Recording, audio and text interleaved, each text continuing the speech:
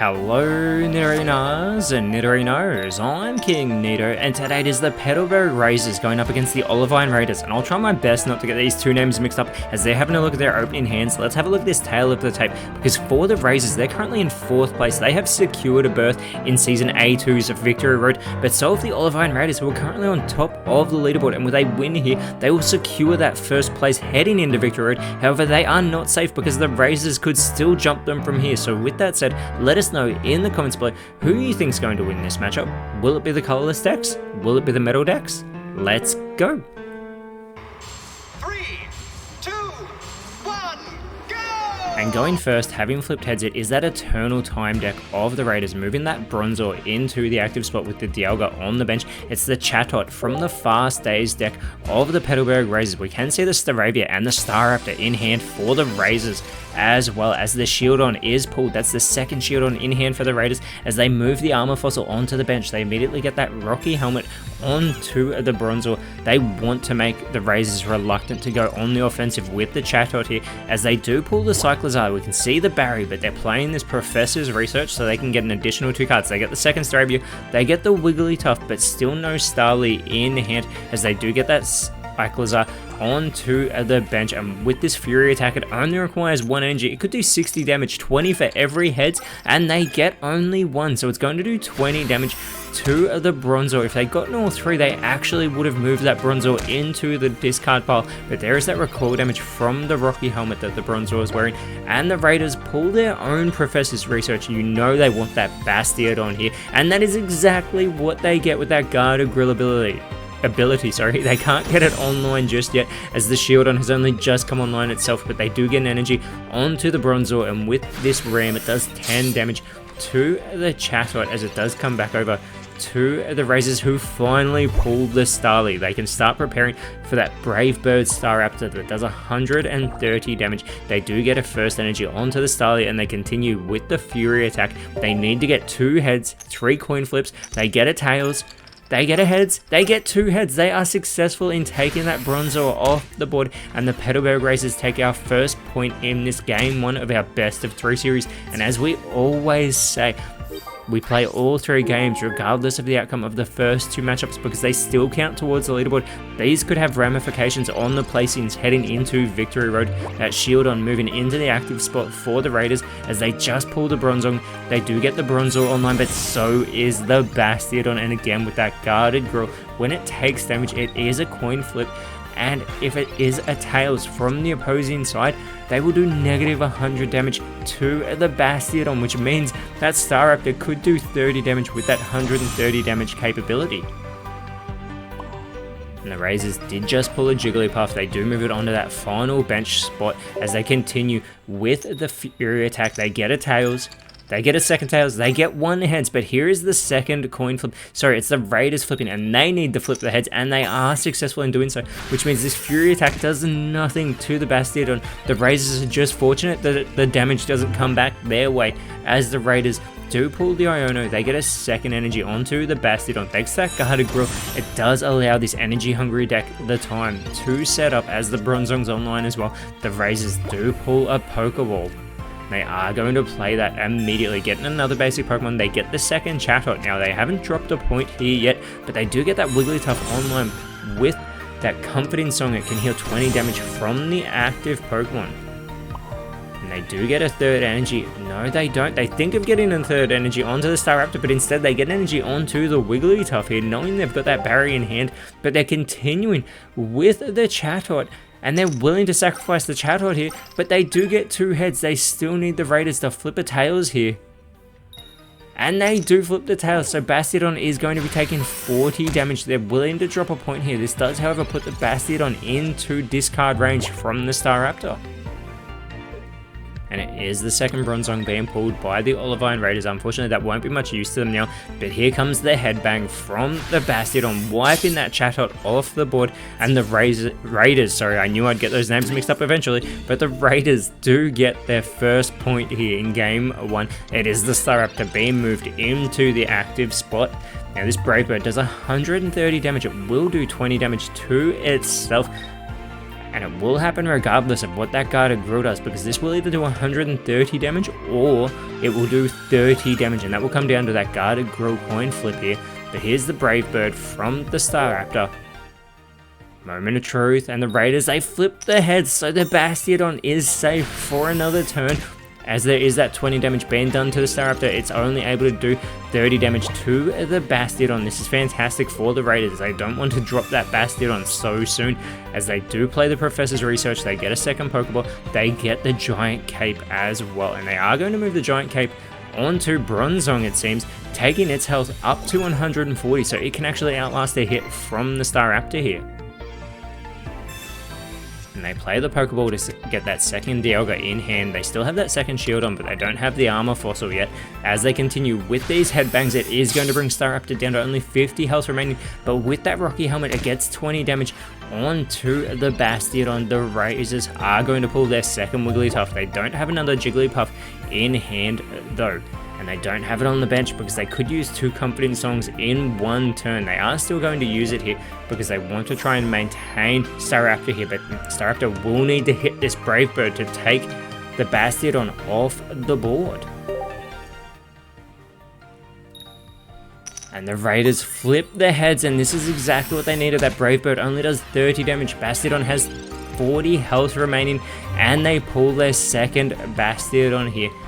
But Staraptor is no longer safe. That headbang is an easy use for the Raiders. They are going to get rid of this massive threat. The Brave Bird has been eliminated, taken to the discard pile. Not before that Rocky Helmet damage though, onto Bastiodon, leaving it with only 20 health remaining. The Razors need to get something. This Cyclizar actually could take it off the board, but so could the Wigglytuff, who has 100 health, so it can outlast a headbang from the Bastiodon. But this is not good for the Razors, having dropped their key Pokemon in Staraptor. But here comes the Gentle Slap. It will be that coin flip from the guarded grill, and sorry, I do struggle to get that one out, but it is the tails from the Raiders. The Bastiodon has been taken off the board. This is exactly what the Razors needed. The next point will take game 1. They will go into game 2 with control, but it's Bronzong being moved into the active spot.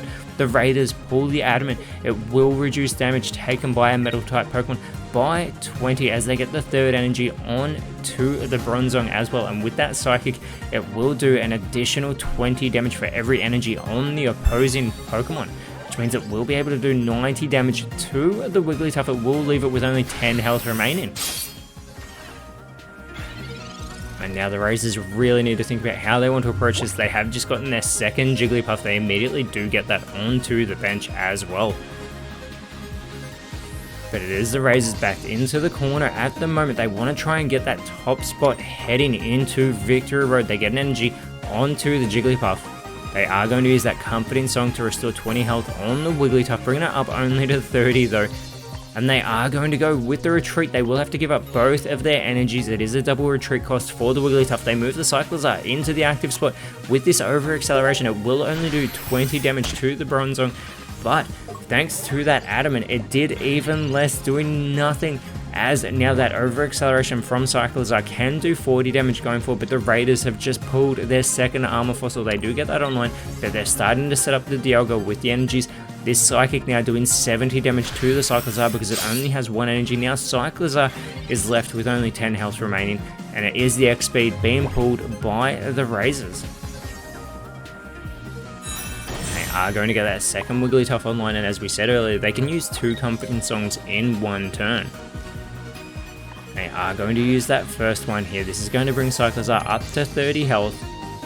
And they can use the second one, again bringing Cyclizar up to 50 health.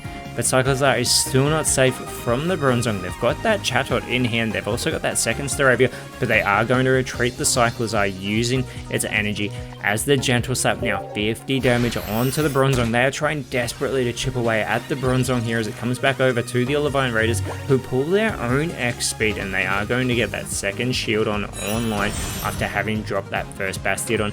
But they're continuing to set up the Dialga. It does require 1 more energy. The Psychic, this time once again 90 damage onto the active Wigglytuff, 10 health remaining as it comes back over to the Razors.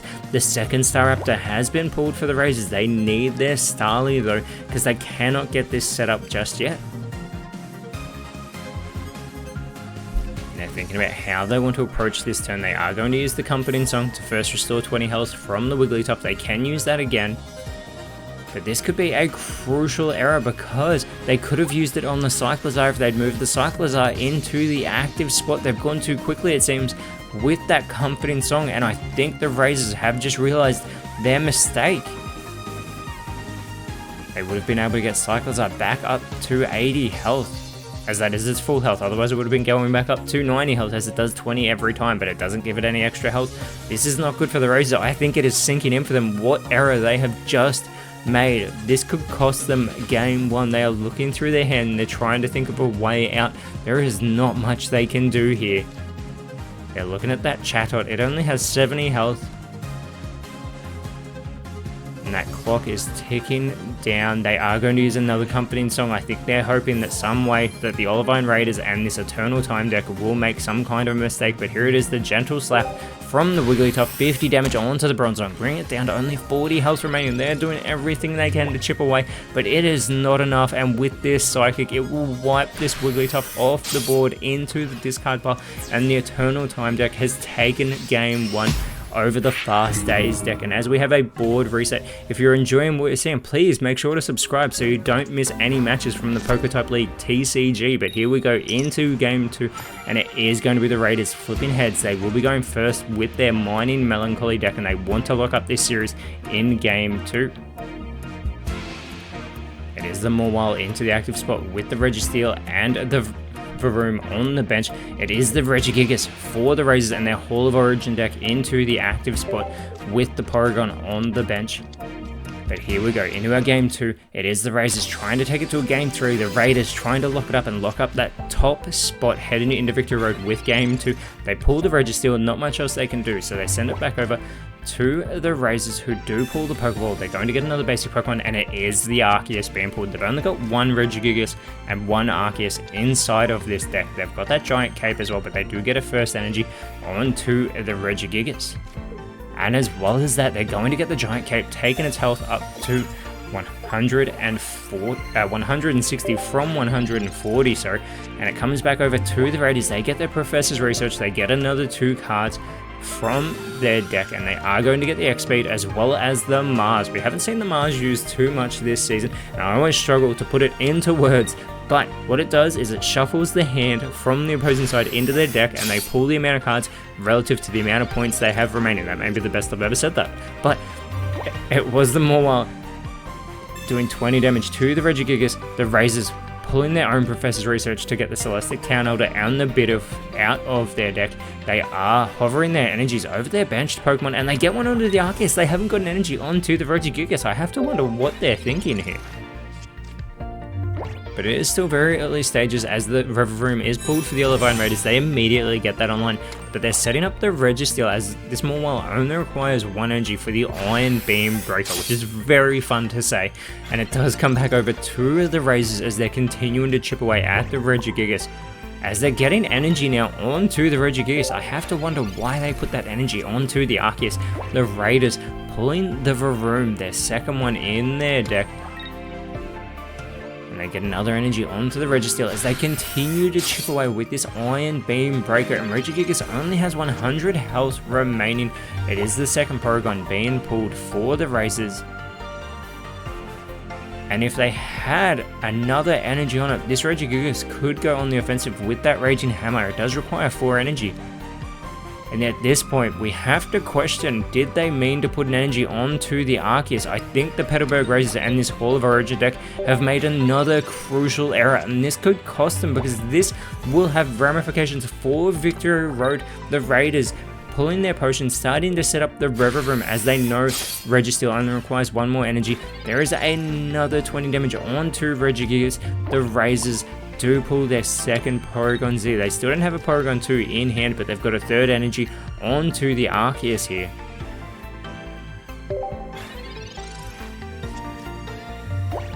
And it is another Adamant being pulled for the Olivine Raiders, and they are going to retreat the Mawile. They're going straight in. They want to get this Regigigas off the board, and they want to take and put that pressure onto the Petalburg Razors here. And Regigigas has been moved to the discard pile. The Raiders taking the early lead here in game 2, as it seems like the Razors are feeling the pressure at the moment. Now is not the time to be making those mistakes. It is the Pokemon Center Lady being pulled for the Razors. They get a 4th energy onto Arceus, who can do 100 damage, which will leave Registeel with only 10 health remaining. This Power Blast, they will have to discard energy from the Arceus as well, but Registeel, 10 health remaining. It comes back over to the Raiders. They do get a Pokeball. Their hand is starting to fill up. They've got 9 cards, now 8 cards in their hand thanks to that Pokeball. Now they've got 9 cards again. They get the second Mawile out of their deck. There is only one more Pokemon card remaining in that deck, and it is a Revavroom here.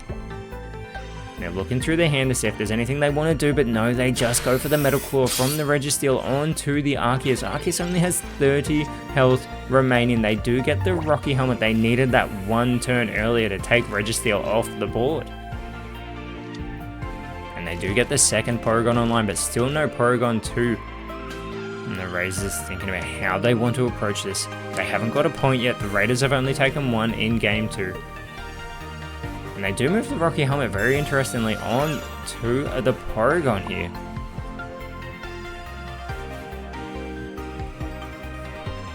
And the Razors now do get a 4th energy onto the Arceus. They're really taking their time here. You have to wonder, is this the pressure getting to them at this late stage of the season? This is their final game before we head into Victory Road. We know they are in Victory Road, but this is not good. This is exactly what the Raiders want though. They want to secure that first place. They will get a bye in week 1 of Victory Road here, as they do play the Celestic Town Elder. They get the Regigigas back out of their discard pile. And they are going to move it onto the bench, it seems. They are really thinking about every move they take. Most sides aren't usually this methodical in the plays they make. I think the Razors are feeling the pressure here. They are going to retreat the Arceus. And they do go with the Regigigas back into the active spot. But they don't have the Rocky Helmet on the Regigigas. The Rocky Helmet is on the Porygon.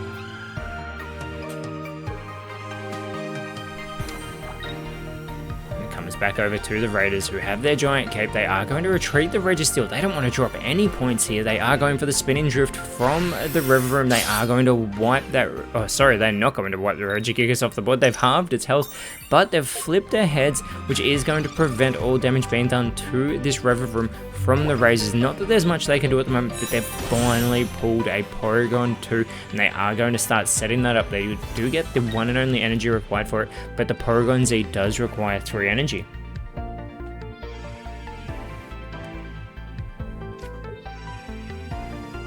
Razors are looking at playing that Pokemon Center Lady. They're going to restore the Regigigas. This will buy them another turn. With the Regigigas on the board, the Registeel wouldn't even be able to take it out with that 90 damage, as it's back up to 100 health, but the Raiders want to keep flipping heads with this Spinning Drift to avoid the Revavroom taking any damage. But not just that, they've got the Giant Cape on it, taking its health up to 130, and now they're looking through their hand. They are going to move the second Registeel onto the bench, and they get a first energy onto it as well, as they go with the Spinning Drift. 70 more damage onto the Regigigas, only 30 health remaining, and they flip the tails this time, which means the Revavroom could take damage on this turn, but I do not see them being able to retreat that Regigigas anytime soon with a 4 energy retreat cost.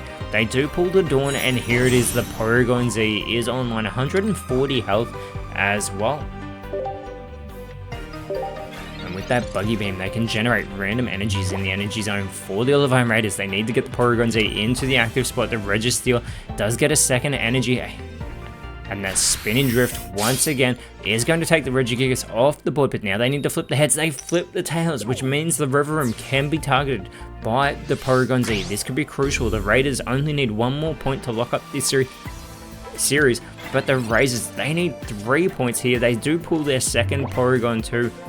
Unfortunately, with the Porygons, they don't discard energy like Arceus does when it goes on the offensive, so they can go with this Buggy Beam, 80 damage onto the Revavroom here, and it will be a random energy being generated, and it is a grass type energy, so no metal energy for this turn. It is the Rocky Helmet for the Olivine Raiders. They can't move that onto the Revavroom, and now they have 10 cards in their hand, half their deck. And they're thinking about what to do with this grass energy. And it's hard to even see what's in their hand anymore, but we cannot see a Dawn like we can see in the hand of the Petalburg Razors as they continue to go back and forth through their hand. They do use the potion onto the River Room, one more of them, and it will keep it out of elimination range from the Porygon Z, but they still have to contend with the Rocky Helmet. They're going to play the Adamant as well to reduce the damage that a Metal type Pokemon will take in the coming turn.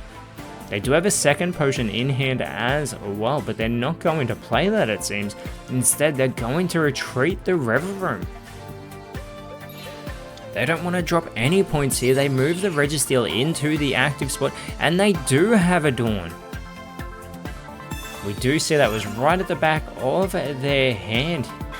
But they've used the Adamant, so they can't use the Dawn now, but this could actually be very beneficial. They can get an energy off the Registeel or the River Room onto the active Registeel.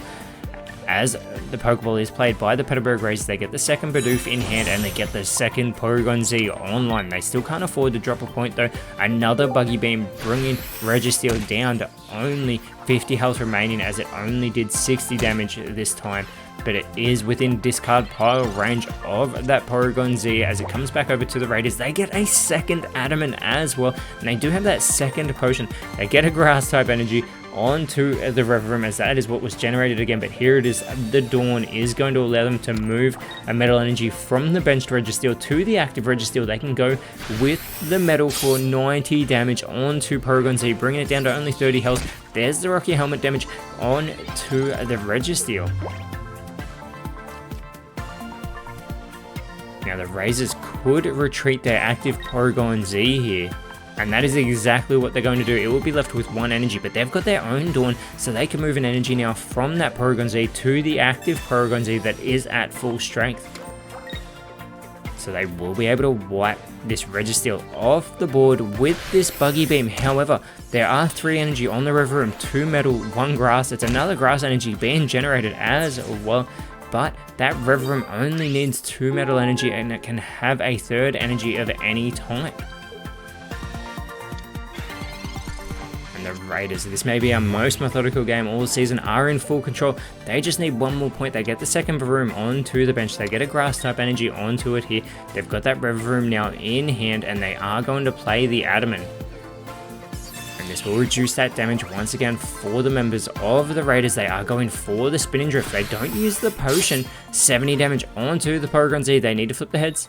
They get the tails, but with that said, they do know that the River Room is still safe, and we just got a turn 1. We're up to turn 26 of this game. This may be the longest game we've seen in PokeType League TCG history. The Razors are thinking about what they can do, but they look like they have run out of opportunities here. They're looking at the Bidoofs and the Bibarels that they've got in hand. And they can see it now, I believe. They are going to go with the Buggy Beam. They will get their second... No, they don't even get their second point. Sorry, thanks to that Adamant. It is a Fire-type energy now generated for the Raiders. Turn 27, but it doesn't matter because with this Spinning Drift, Porygon Z is moved into the discard pile, and the Olivine Raiders have locked up the top of the leaderboard heading into Victory Road. This is massive because now the Razors, they need to take Game 3. We will have our final board reset. If they can take Game 3, that could be crucial in trying to help them move up into 2nd or 3rd, which would allow them a second chance in Victory Road if they lose. Otherwise, they will have to run the gauntlet. It is heads for the Raiders once again with the Stark Mountain deck. They move the Magnemite into the active spot. For the Razors, they have the Snorlax from their Bombardment deck going into their active spot. And we can see the second Snorlax in hand as well, but here we go, the second Magnemite being pulled for the Raiders. They do move that onto the bench. They've also got another Adamant. They've got the Magnezone, the Pokemon Center Lady, and the Giant Cape as the Baneri is pulled for the Petalburg Razors. They immediately get that onto the bench. We can see the Ambipom, their own Giant Cape, and the Barry. They get a first of 4 required energy onto the Snorlax as the Magneton is pulled for the Raiders. That is perfect for them because that is what they want, so they can try and set up here. And they are going to get it onto the benched Magnemite as well. So they are going to get an energy onto the active Magnemite so it can start chipping away at this Snorlax, who does require 4 energy. But thanks to the Barry, it only requires 2 because Barry will bring down that attack cost by 2 energy. As they do pull a Pokeball, they get another basic Pokemon, this time being the Fan Rotom. And there it is, the second energy onto the Snorlax, and they are going quick onto the offensive. They are going to play this Barry that will bring down that attack cost by 2 less colorless energy, and with this collapse, this Magnemite is going to be squished and moved into the discard pile. Finally, the Razors are able to take a first quick offensive point here, but Snorlax is put to sleep. They are going to need to flip a heads before it comes back around to them, but they still need to get 2 more energy onto the Snorlax as well. And they do flip a tails. This is what the Raiders want. They want to keep that Snorlax in the active spot, unable to do anything. And they do just pull the Lumberry as they are going to get that Magnezone online. It gets its first of 3 required energy, but they know it can outlast a hit from the Snorlax as the Razors are going to flip their coin once again. And once again, they get a tail, so Snorlax is still left there snoozing on the field as the Razors are going to pull the Apom, and they can continue to set up this active Snorlax because both Baneri and Apom only require 1 energy, as do their evolutions, and they, for the 3rd time in a row, do flip a tails whilst there's 3 energy on the Snorlax. The second Magnezone is pulled for the Olivine Raiders. They get a second energy onto the active Magnezone, and I doubt we'll be seeing that other Magnezone anytime soon thanks to that Magnemite being in the discard pile. But the Razors do flip aheads at the most crucial time. Snorlax has awoken. They do get the Professor's Research as well, so they'll get another 2 cards out of their deck very quickly. They get the second Baneri, they get the second Apom, and you have to think the Ambipom, as we were expecting, does come online. There's the 4th energy onto the Snorlax, and they get the second Snorlax onto that final benched position. And with the collapse, 100 damage onto the Magnezone. It has only 40 health remaining. And this time the Razors flip the heads immediately. Snorlax has awoken.